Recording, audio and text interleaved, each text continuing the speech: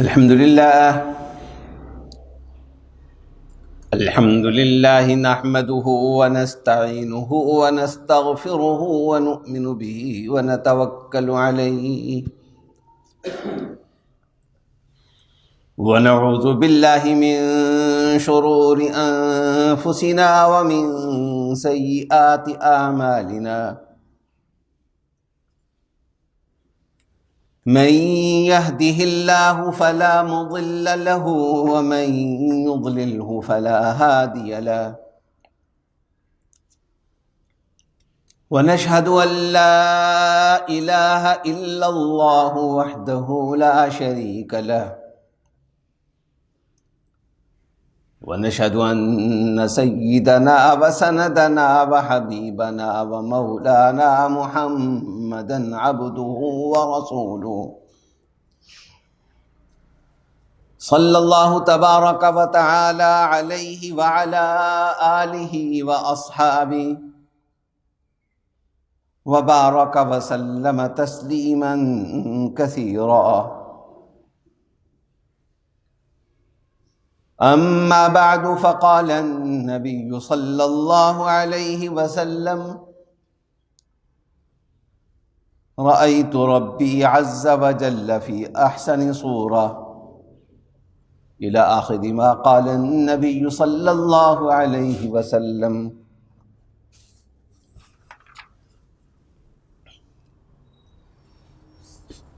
سرور دو عالم حضور اقدس صلی اللہ علیہ وسلم کی ایک حدیث مبارک کے چند الفاظ اس وقت آپ کے سامنے پیش کیے. یہ ایک لمبی حدیث ہے جس میں رسول اللہ صلی اللہ علیہ وسلم نے اپنے رب تبارک و تعالی کے ساتھ اپنا پیش آنے والا ایک واقعہ جس میں امت کے لیے بہت سے سبق ہیں وہ بیان فرمایا. اس واقعے کی تفصیل یہ ہے کہ ایک دفعہ رسول اللہ صلی اللہ علیہ وسلم فجر کی نماز پڑھانے کے لیے دیر سے تشریف لائے. صحابہ اکرام مسجد میں انتظار کر رہے ہیں،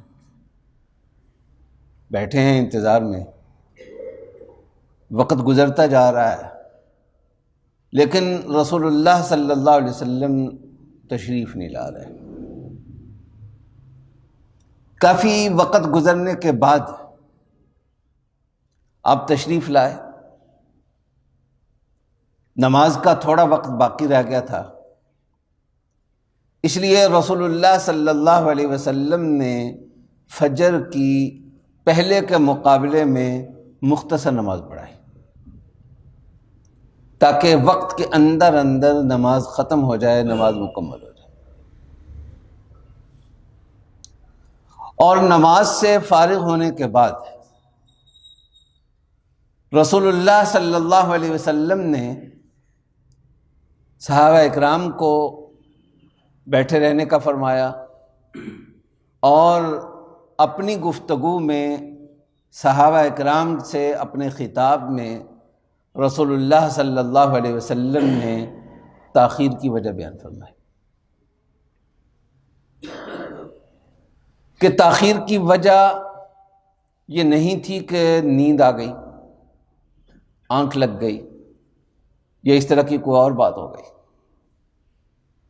یہ بھی اگر ہو جائے تو اس میں کوئی برائی کی بات نہیں ہے.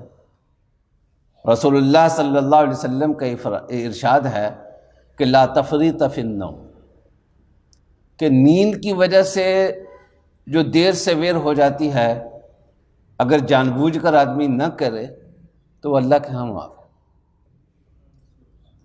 اور امت کو مزید تسلی دلانے کے لیے اللہ جل جلالہ نے ایک دفعہ خود سرکار کی اپنی نماز مؤخر کروا دی. سفر میں ہیں، لمبا واقعہ ہے، آخر شب میں کچھ دیر کے لیے لیٹے، آرام کرنے کے لیے، جاگنے کا انتظام بھی کیا۔ بلال نے اپنے ذمے لیا کہ میں جگا دوں گا، میں جاگتا ہوں تو میں جگا دوں گا، آپ اطمینان سے سو جائیں۔ سارے سو گئے اطمینان سے کہ جب فجر کا وقت ہوگا تو بلال جگا دیں گے۔ لیکن اللہ کا کرنا ایسا ہوا کہ حضرت بلال کو بھی آنکھ لگ گئی۔ وہ بیٹھے ہوئے تھے تو اونگ آنے لگی۔ پہلے مرحلے میں ظاہرہ کہ پیچھے جو چٹان وغیرہ ہوگی اس کے ساتھ ٹیک لگائی، اور پھر ٹیک لگانے کے بعد ظاہرہ کہ جب نیند آتی ہے تو آدمی کو پھر پتہ نہیں چلتا۔ وہ نیند جو ہے وہ ہمیشہ انسان کو نشہ پلا کر گراتی ہے، نہیں پتہ چلتا کہ مجھے نیند آ رہی ہے اور میں نیند کی وادی میں جانے لگا ہوں۔ تو حضرت بلال کو بھی آنکھ لگ گئی۔ اللہ اگر چاہتے تو وقت پہ رسول اللہ صلی اللہ علیہ وسلم کو جگا سکتے تھے، کوئی فرشتہ جگا سکتا تھا، لیکن اللہ کو دکھانا منظور تھا، امت کے لیے ایک رہنمائی مقصود تھی۔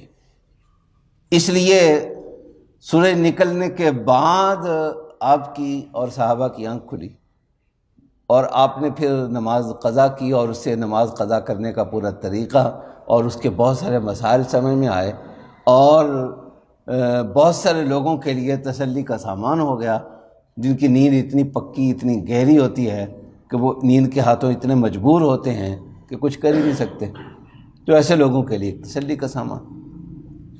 لیکن یہاں رسول اللہ صلی اللہ علیہ وسلم نے بتایا کہ تاخیر کی وجہ یہ نہیں ہے، بلکہ اللہ جل جلالہ کے ساتھ ایک خاص قسم کی ہم کلامی ہوئی ہے، اللہ کی ایک خاص تجلی کا نزول ہوا مجھ پر، اور اس کی کچھ جھلکیاں واللہ عالم کیا کچھ ہوگا اس تجلی میں، یہ تجلی دینے والا جانتا ہے، تجلی لینے والا جانتا ہے، لیکن اس کی کچھ جھلکیاں رسول اللہ صلی اللہ علیہ وسلم نے صحابہ کو بتائی۔ رسول اللہ صلی اللہ علیہ وسلم نے بتایا کہ میں تہجد پڑھ کے صلاۃ اللیل سے فارغ ہو کر بیٹھا تھا، یا ایک روایت میں ہے کہ سجدے میں تھا، وہ سجدہ ہی لمبا ہو گیا، اس سجدے میں ہی اللہ کی تجلی۔ میں نے اس تجلی کے دوران اپنے رب تبارک و تعالی کی زیارت کی، اپنے رب کو دیکھا۔ کیسے دیکھا، کس طرح سے دیکھا، یہ جس کو دیکھا وہ جانتا ہے، جس نے دیکھا وہ جانتا ہے۔ خواب کے اندر کسی بھی انسان کو اللہ جل جلالہ کی زیارت اس عالم کے اندر ہو سکتی ہے، اور جنت کے اندر سارے جنتیوں کو اللہ جل جلالہ کی زیارت ہوگی۔ اس سے پہلے اللہ جل جلالہ اپنے جس بندے کو کروانا چاہیں وہ کسی نہ کسی طریقے سے کروا سکتے ہیں۔ اللہ کے رسول سید الرسل سید الانبیاء صلی اللہ علیہ وسلم کا معاملہ تو بالکل ہی مختلف۔ تو بہرحال اللہ کی ایک خاص تجلی تھی جس میں اللہ جل جلالہ کی زیارت رسول اللہ صلی اللہ علیہ وسلم کو نصیب ہوئی، کیونکہ صلاۃ اللیل ہے، رات کی نماز ہے، نماز ویسے ہی اللہ سے ملاقات ہے، اللہ سے ہم کلامی ہے۔ اتنا فرق ہے کہ ہماری اللہ سے ہم کلامی اس انداز سے ہوتی ہے کہ ہم اللہ جل جلالہ کو دیکھ نہیں رہے ہوتے، وہ ٹیلی فونک کال ہوتی ہے اللہ کے ساتھ ہماری۔ اللہ تو موجود ہوتے ہیں، اللہ ہمیں دیکھ بھی رہے ہوتے ہیں، لیکن ہم اللہ کو نہیں دیکھ رہے ہوتے۔ یہ تہجد کی نماز، آخر شب کی نماز، اور پھر سجدہ، یہ اللہ کے قرب کی معراج ہے. اور معراج جو ہے وہ اللہ کے دیدار کا ایک پیش خیمہ ہے. تو اس دن اللہ کا اپنے اس چہیتے بندے کے ساتھ ایک خاص معاملہ تھا. اللہ کی تجلی ہوئی. رسول اللہ صلی اللہ علیہ وسلم فرماتے ہیں کہ میں نے اللہ جل جلالہ کو دیکھا. فوضع کفہ بین کتفی. اللہ جل جلالہ نے پہلے ایک سوال کیا رسول اللہ صلی اللہ علیہ وسلم سے کہ فیما یختصم الملأ الاعلی. قرآن کریم میں اس چیز کا ذکر ہے کہ وہ چیز، وہ منظر بھی دیکھنے کے قابل ہے جب اوپر کی جو مخلوق ہے، ملأ اعلی ہے، اللہ کی جو اوپر کی کا سیکٹریٹ ہے،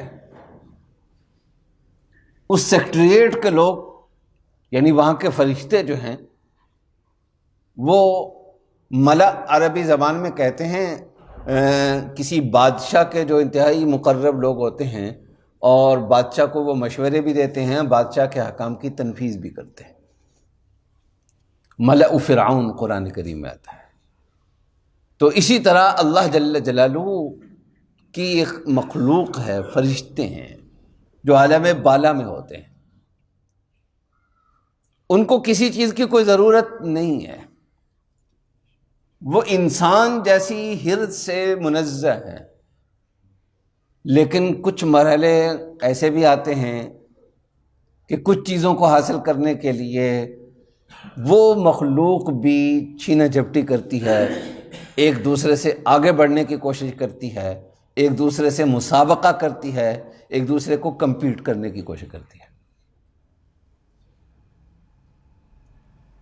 انسان تو خیر چھوٹی چھوٹی چیز پر ایک دوسرے سے آگے نکلنے کے چکر میں ہوتا ہے، لیکن وہ مخلوق،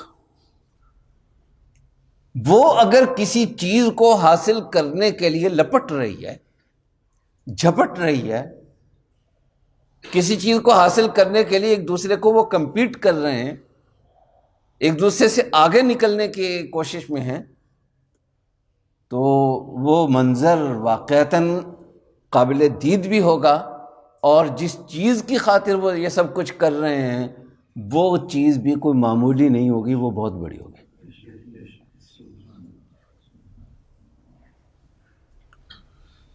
تو اللہ نے سرور عالم حضور اقدس صلی اللہ علیہ وسلم سے پوچھا کہ یہ بتائیے، یہ تو ہم نے بتا دیا قرآن میں کہ ملأ اعلیٰ ایک دوسرے سے آگے بڑھنے کی کوشش کرتے ہیں، لیکن کس چیز میں؟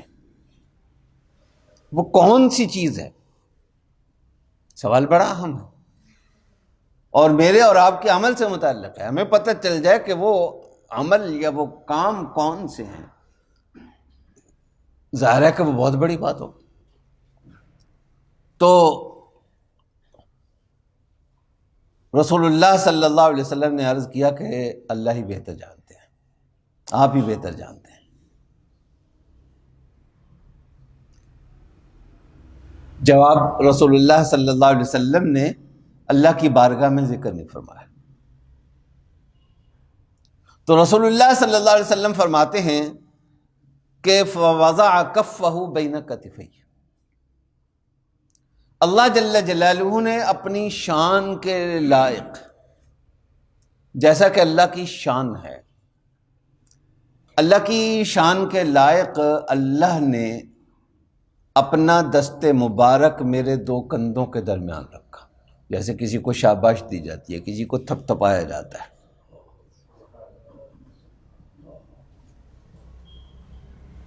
یہ محبت کا ہاتھ رکھنا تھا، یہ اللہ کی طرف سے ایک محبت کا اظہار تھا. اس لیے رسول اللہ صلی اللہ علیہ وسلم فرماتے ہیں کہ جب میرے محبوب نے، میرے رب نے میرے ساتھ یہ کیا تو مجھے ٹھنڈ پڑ گئی. فوجدت بردہا بین ثدیی، اصل ٹھنڈ تو معنوی تھی، دل ٹھنڈا ہو گیا، لیکن اس کے اثرات جسمانی طور پر بھی محسوس ہوئے کہ اللہ نے دست مبارک رکھا میرے دو کندھوں کے درمیان میں، میری کمر پر، لیکن اس کی ٹھنڈک میں نے اپنے سینے میں محسوس کی۔ کیا لذت ہوگی اس ہاتھ رکھنے کی، اور کیا لذت ہوگی اس ٹھنڈک کی، ظاہر ہے کہ کوئی تصور بھی نہیں کر سکتا۔ تو بہرحال رسول اللہ صلی اللہ علیہ وسلم فرماتے ہیں کہ جب اللہ نے یہ میرے ساتھ کیا، اللہ کی خاص عنایت میرے اوپر ہوئی، اللہ کی خاص مہربانی میرے اوپر ہوئی، اللہ کی طرف سے خاص الخاص اظہار محبت میرے ساتھ ہوا،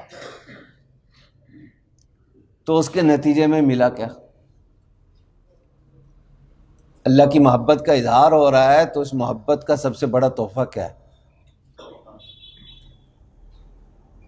اس موقع پر جو چیز ملی ہے وہ ظاہر ہے کہ سب سے بڑی چیز ہوگی، سب سے عمدہ چیز ہوگی۔ تو رسول اللہ صلی اللہ علیہ وسلم فرماتے ہیں کہ ابھی تو میں اللہ کے سامنے یہ اظہار کر رہا تھا کہ آپ نے جس سوال کے بارے میں پوچھا ہے آپ ہی اس کا جواب بہتر جانتے ہیں، لیکن اللہ کے اس اظہار محبت کے نتیجے میں اب میری یہ کیفیت ہو گئی کہ ہر چیز مجھ پر منکشف ہو گئی۔ فتجلی لی کل شیء فعلمت ما فی السماوات وما فی الارض، علم کی ایک دنیا میرے سامنے کھل گئی، علم کا ایک جہان میرے سامنے کھل گیا، بلکہ علم کے کئی جہان میرے سامنے کھل گئے۔ تو پتہ چلا کہ اللہ کی عنایات، اللہ کی رحمتوں اور اللہ کی محبتوں کا سب سے بڑا جو مظہر ہے وہ علم ہے۔ اللہ نے علم دیا ہے تو اس کا مطلب یہ ہے کہ یہ اللہ کی خاص الخاص عنایت ہے۔ اس لیے سرور دو عالم حضور اقدس صلی اللہ علیہ وسلم نے ارشاد فرمایا کہ من یرید اللہ بہ خیرا یفقہہ فی الدین، کہ اللہ جس کو نوازنے پہ آتے ہیں اسے علم عطا فرماتے ہیں، اور علم بھی سب سے بڑھیا یعنی دین کا علم عطا فرماتے ہیں، اور دین کے علم میں بھی سب سے بڑھیا مقام یعنی گہرائی والا علم اسے عطا فرماتے ہیں۔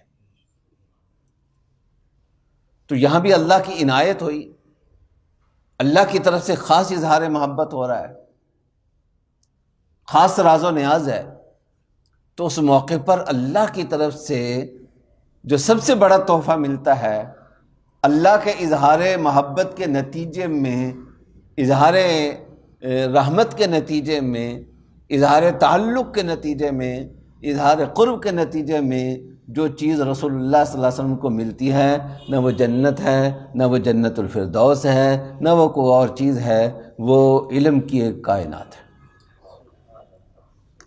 وہ کتنی بڑی کائنات تھی۔ ہر مسلمان کا یہ عقیدہ ہے کہ اللہ کے علم کے برابر کسی کا علم نہیں ہو سکتا، اور یہ بھی ہر مسلمان کا عقیدہ ہے کہ اللہ کے آخری نبی صلی اللہ علیہ وسلم کے علم کا اندازہ اللہ کے علاوہ، اللہ کے رسول کے علاوہ کوئی اور نہیں لگا سکتا۔ بے تحاشا علم اللہ نے عطا فرمایا، باقی وہ کتنا ہے، اس کو بیان کن لفظوں میں کرنا ہے،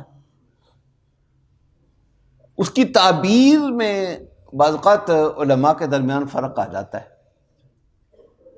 لیکن حقیقت یہ ہے کہ اللہ کے نبی کے علم کی پیمائش میں پہلے بھی کہا کرتا ہوں، نہ کسی دیوبندی کے بس میں ہے، نہ کسی بریلوی کے بس میں ہے۔ جس چیز کا ہمیں حدود اربع معلوم ہی نہیں ہو سکتا، ہم اس پہ مناظرے کر رہے ہیں، اس پہ جھگڑے کر رہے ہیں۔ بس اتنی بات ہے کہ اللہ کے بعد جس ہستی کا سب سے بڑا علم ہے وہ اللہ کے نبی صلی اللہ علیہ وسلم، اور اللہ کی عطا سے ہے، اللہ کے دینے سے ہے۔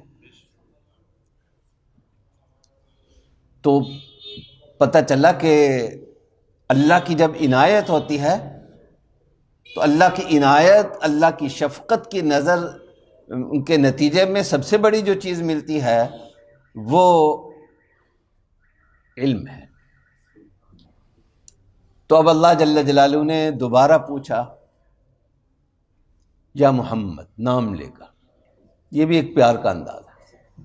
یا ایھا النبی کہنا یہ بھی ایک پیار کا انداز ہے۔ یا ایھا المزمل، یا ایھا المدثر کہنا یہ بھی ایک پیار کا انداز ہے، اور یہ بھی ایک پیار کا انداز ہے۔ آپ کی والدہ، آپ کی دادی، آپ کی خاندان کے کوئی اور بزرگ مرد یا بزرگ عورت، وہ آپ کو کہتے ہیں ڈاکٹر صاحب، وہ آپ کو کہتے ہیں انجینئر صاحب، وہ آپ کو کہتے ہیں چودھری صاحب کہہ کر بلاتے ہیں، وہ آپ کو رانا صاحب کہہ کر بلاتے ہیں، تو ظاہر ہے کہ اس میں وہ مزہ نہیں ہے اگر وہ آپ کا نام لے کر آپ کو بلاتے ہیں، وہ فلانیہ۔ دیسی سٹائل میں جب وہ نام لیں گی آپ کا تو اس میں ایک اپنی لذت ہے۔ تو اللہ کے ساتھ ایک محبت کا بھی رشتہ ہے، اور ظاہر ہے کہ ایک عظمت کا بھی رشتہ ہے۔ تو اس میں جب اللہ نے نام لیا ہوگا تو اس کی اپنی ایک لذت ہے۔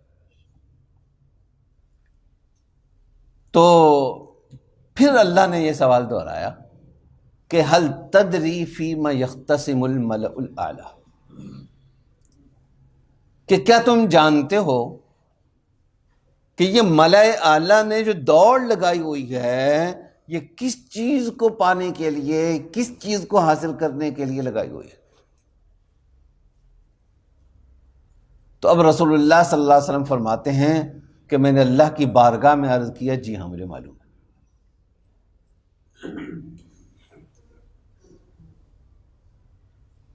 اور جواب دیا فی الکفارات، وہ نیک اعمال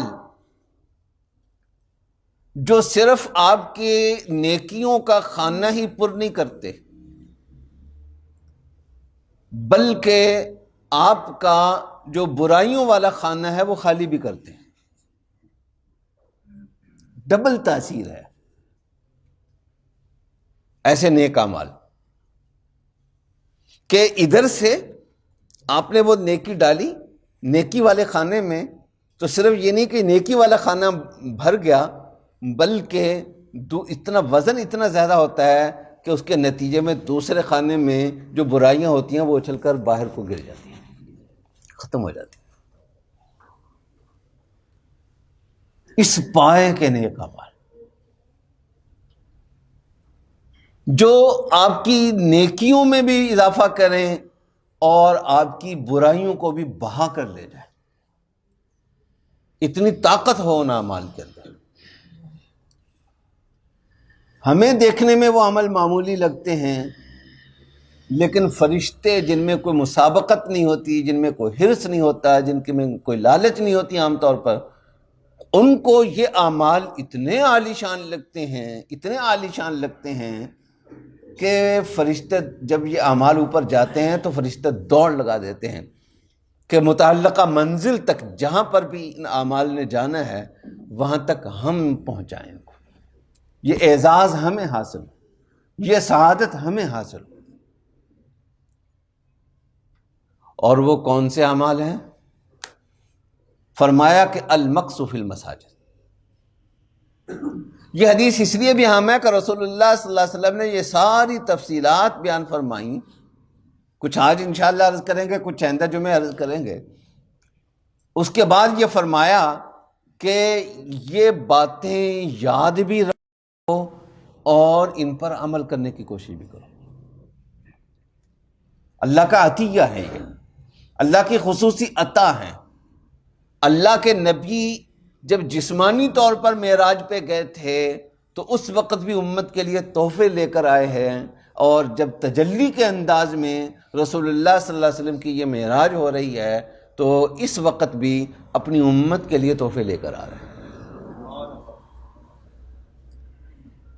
تو فرمایا کہ ان کفارات میں، ان اعمال میں سب سے پہلی چیز ہے المکث فی المساجد. المکث فی المساجد بعد الصلوات، نماز کے بعد مسجد میں رک جانا، مسجد میں وقت گزارنا. مسجد میں آنا یہ بھی بہت بڑی بات ہے، اور مسجد میں آنے کے بعد بھاگنے کی جلدی نہ ہو، دوڑنے کی جلدی نہ ہو، بلکہ تسلی اور اطمینان سے مسجد میں جائے، جس کا مطلب یہ ہے کہ مسجد سے محبت ہے، اس کو مسجد سے اس کا تعلق ہے، قلبی تعلق ہے. ایک حدیث میں آتا ہے رسول اللہ صلی اللہ علیہ وسلم نے ارشاد فرمایا کہ کچھ کام ایسے ہیں جو بہت آسان ہیں کرنے میں، لیکن انسان کرتا نہیں ہے. کرنے والے بہت کم ہیں. وہ کون سے عمل ہیں؟ فرمایا کہ جب سونے لگو تو 10 مرتبہ سبحان اللہ، 10 مرتبہ الحمدللہ اور 10 مرتبہ اللہ اکبر کہہ لو. وہ ایک تو 33 اور 34 مرتبہ والا آتا ہے، یہاں رسول اللہ صلی اللہ علیہ وسلم نے اس کو مزید کم کر دیا، 10 مرتبہ. چند سیکنڈ لگیں گے، آدھا منٹ بھی نہیں لگے گا، لیکن رسول اللہ صلی اللہ علیہ وسلم نے فرمایا کہ کرنے والے بہت کم. اور فرمایا کہ نماز کے بعد 10 مرتبہ یہی چیزیں پڑھ لو. اصل تو وہ ہے جو 33 اور 34 مرتبہ، لیکن یہاں آپ نے 10 مرتبہ فرمایا. صحابہ نے عرض کیا یا رسول اللہ واقعی ہیں تو بہت آسان یہ کام، لیکن یہ جو آپ نے اگلی بات فرمائی ہے کہ اس پر بھی لوگ کام عمل نہیں کریں گے، اس کی کیا وجہ ہے؟ تو آپ نے فرمایا کہ جب انسان سونے لگتا ہے تو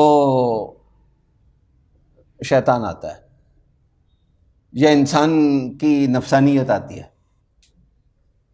ویسے بے شک فیس بک پہ، ٹویٹر پہ، یوٹیوب پہ گھنٹوں لگ جائیں، اس کے گپے لگانے میں گھنٹے لگ جائیں، لیکن جب ان چیزوں سے فارغ ہوگا، سونے لگے گا تو وہ آ کر کہتا ہے کہ بہت دیر ہو گئی ہے، جلدی جلدی سو جاؤ، بس جلدی جلدی سو جاؤ.